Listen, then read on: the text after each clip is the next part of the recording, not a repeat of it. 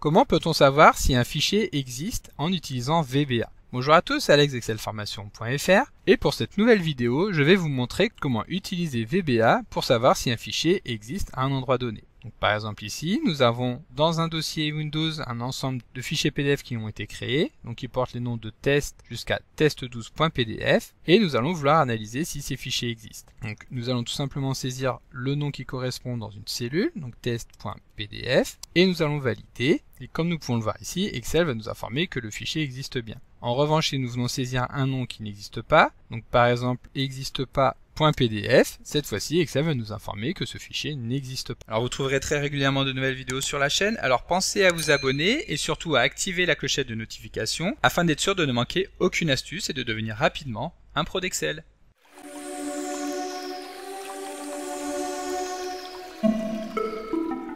Alors comme d'habitude, si vous voulez être sûr de bien comprendre tout ce que nous allons voir dans le cadre de cette vidéo, vous pouvez télécharger le support de ce tutoriel ainsi que son corrigé en suivant le lien disponible dans la description de la vidéo, ce qui vous permettra de réaliser les opérations en même temps que moi pour bien comprendre tout ce que nous allons voir dans cette vidéo. Alors comme nous l'avons vu dans l'introduction de cette vidéo, nous allons découvrir comment faire en sorte de savoir si un fichier existe à un endroit donné sur le disque dur. Donc les raisons qui peuvent nous amener à effectuer ce type de contrôle dans le cadre du développement d'une macro-commande en VBA sont assez nombreuses. Nous pouvons par exemple penser à vouloir gérer plusieurs versions d'un même fichier, ce qui fait que nous avons besoin de savoir si un fichier précédent existe afin de pouvoir augmenter la version de celui-ci. Ensuite, il peut être utile de savoir si un fichier existe avant de pouvoir l'ouvrir, ou encore de savoir si celui-ci existe pour pouvoir le supprimer. Voilà, donc pour savoir si un fichier donné existe à un endroit donné, nous allons pouvoir utiliser la fonction dir. Cette fonction dir permet en effet de récupérer le nom du fichier exprimé sous la forme d'une chaîne de caractères. Donc pour pouvoir comprendre, nous allons tout d'abord lancer VBE en appuyant sur Alt F11, puis lorsque nous sommes à l'intérieur du projet, nous allons insérer un nouveau module dans lequel nous allons pouvoir développer notre macro. Cette macro, nous allons tout simplement l'appeler test fichier, et ici, supposons que nous voulons savoir si le fichier test.pdf existe dans le dossier dans lequel se trouve le fichier Excel sur lequel nous sommes en train de travailler. Pour cela, nous allons commencer par créer une nouvelle variable dans laquelle nous allons enregistrer le chemin du fichier. Donc cette variable, nous allons la typer en tant que chaîne de caractères, donc en tant que string, et nous allons donc venir y stocker le chemin complet qui va permettre d'accéder à ce fichier. Pour cela, nous allons utiliser la propriété ActiveWorkbook.pass et nous allons venir y accoler donc une barre oblique suivie du nom du fichier. Comme nous l'avons vu, ce fichier se nomme test.pdf. Lorsque nous avons donc enregistré le chemin qui permet d'accéder au fichier dans une variable, nous allons pouvoir récupérer le résultat retourné par la fonction dir dans une notification, donc en utilisant l'instruction msgbox de dir avec pour paramètre fichier. Ensuite, nous appuyons sur F5 pour lancer la macro, et comme nous pouvons le voir ici, Excel va nous retourner le nom du fichier pointé par la variable fichier. Il s'agit donc de test.pdf. Donc si nous lançons l'explorateur, nous allons donc pouvoir voir que le fichier test.pdf existe effectivement dans le même dossier que celui dans lequel nous avons enregistré notre fichier, et c'est pourquoi Excel nous a retourné un résultat positif. En revanche, si nous revenons dans notre macro, que nous modifions le nom du fichier, donc par exemple test2, et que nous relançons la macro, cette fois-ci Excel va nous retourner un message sans la moindre information, fait la chaîne de caractères est maintenant vide. À ce moment-là, nous voyons donc émerger la solution à notre problématique. En effet, pour vérifier l'existence ou non d'un fichier VBA, il suffit de vérifier que la chaîne de caractères retournée par la fonction dir n'est pas nulle. Et pour cela, nous allons simplement compter le nombre de caractères de celle-ci afin de vérifier que ce nombre soit supérieur à 0. Alors pour cela, nous revenons sur la macro et nous allons tout simplement utiliser un test if.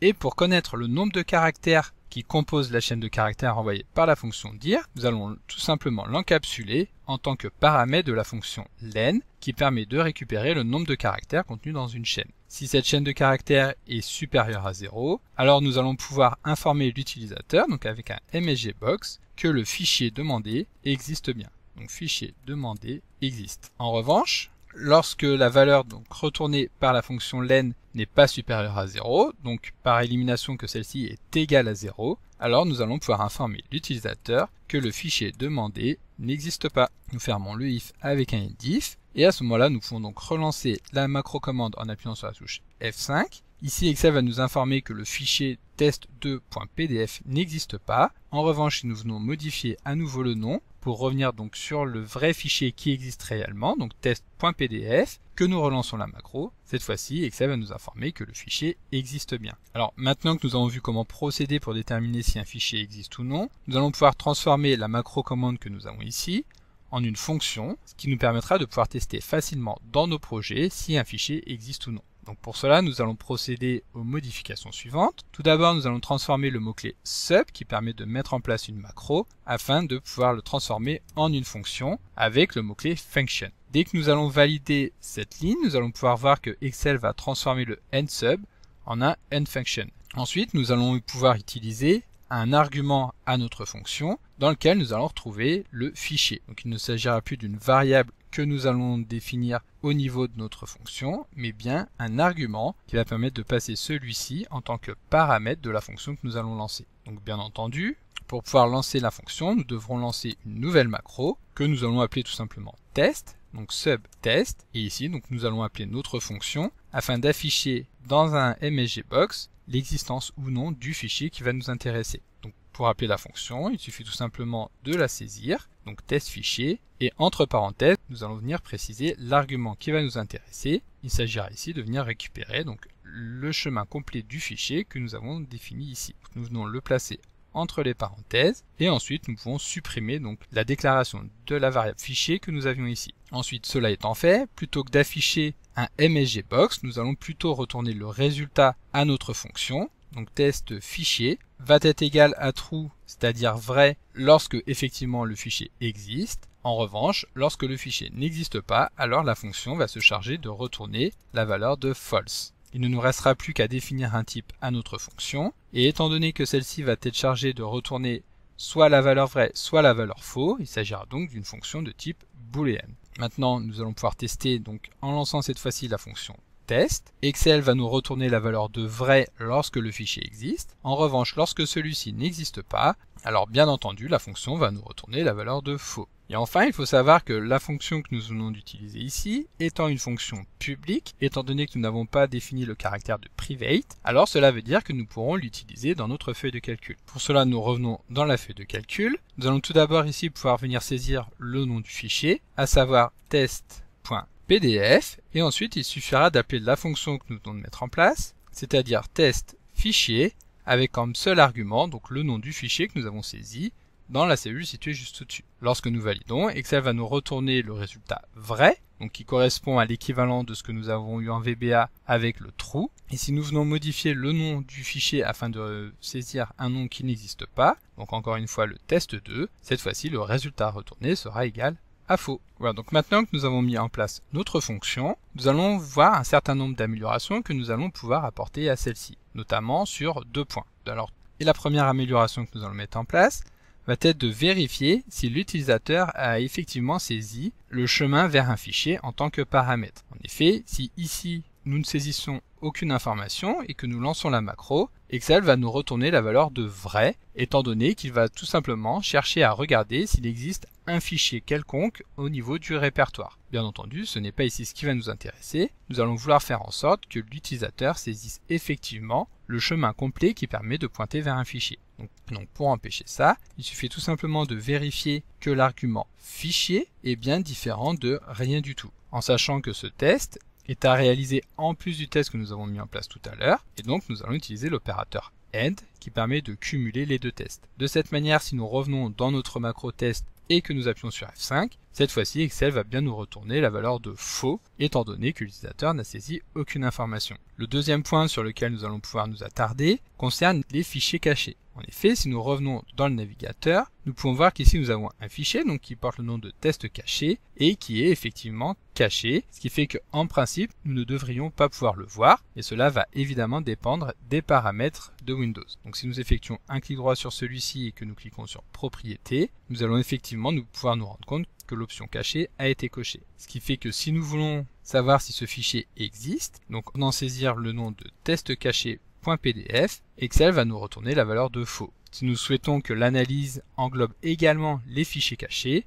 il suffira tout simplement de venir modifier la valeur dont nous avons appelé la fonction dir afin d'utiliser le second argument qui correspond à l'argument attribute. Et ici, nous allons demander à Excel d'étendre l'analyse aux fichiers cachés. Donc ici, nous revenons dans la feuille de calcul, nous revenons dans la formule et nous la validons. Et cette fois-ci, Excel va bien nous informer que le fichier test caché.pdf existe réellement. Et voilà, donc maintenant, juste avant de nous quitter, je vous propose de voir un exemple qui va nous permettre de comprendre l'intérêt de regarder si un fichier existe ou pas. Et dans cet exemple, nous allons souhaiter copier un fichier, donc il s'agira encore du fichier test.pdf, en un nouveau fichier situé dans le même répertoire, mais dans lequel nous allons mettre en place une incrémentation au niveau du nom. Donc pour cela, nous revenons dans notre module, nous créons une nouvelle macro que nous allons appeler par exemple dupliquer PDF. Dupliquer PDF, et dans cette macro nous allons commencer par déclarer une variable que nous allons appeler i et que nous allons typer en tant que integer. Cette variable va nous permettre de mettre en place l'incrémentation au niveau du nom des fichiers. Tout d'abord, nous allons vouloir regarder si le fichier test-1.pdf existe, donc nous allons donner la valeur de 1 à la variable i. Ensuite, nous allons mettre en place une boucle do-while qui va nous permettre de tester l'ensemble des versions du fichier. Donc test fichier. Ici, étant donné qu'il s'agit de regarder si le fichier test-i.pdf existe, nous allons passer donc ce nom en tant qu'argument de la fonction test fichier. Et tant que ce fichier va exister, nous allons incrémenter la valeur de i. Donc i est égal à i plus 1. Ensuite, nous allons fermer notre boucle avec un loop. Et ensuite, avant de terminer la macro, il suffira donc d'effectuer un copier de ce fichier, donc en utilisant la fonction file copy du fichier source qui est donc le fichier test.pdf vers le nouveau nom de notre fichier que nous avons utilisé ici, donc à savoir test-i.pdf. Cela étant fait, notre macro est terminée. Il suffit d'appuyer sur la touche F5 pour la lancer. Et ensuite, nous allons nous rendre dans l'explorateur de fichiers pour constater que le fichier test-1pdf a effectivement été créé automatiquement par notre macro. Si nous revenons lancer une nouvelle fois la macro, comme vous pouvez vous en douter, Excel va maintenant créer le fichier test-2.pdf. Et donc à chaque fois que nous allons lancer la macro, Excel va créer une nouvelle version de notre fichier. Donc ici, nous avons appuyé un certain nombre de fois et nous pouvons constater que le fichier test.pdf a été copié 12 fois. Donc comme d'habitude, vous pouvez télécharger le support de ce cours en suivant le lien que vous trouverez dans la description de la vidéo. Si la vidéo vous a plu, n'oubliez pas de la liker et de la partager à vos collègues et amis sur l'ensemble de vos réseaux sociaux. Et vous pouvez également me laisser vos impressions dans l'espace des commentaires, je lirai chacun d'entre eux et y répondrai avec plaisir. Évidemment, si ce n'est pas encore fait, abonnez-vous à la chaîne pour ne manquer aucune astuce. C'est également très important pour m'aider à gagner en visibilité afin de pouvoir développer la chaîne et continuer de vous proposer des tas de nouvelles vidéos. Merci d'avoir suivi cette vidéo et à très bientôt pour un prochain tuto.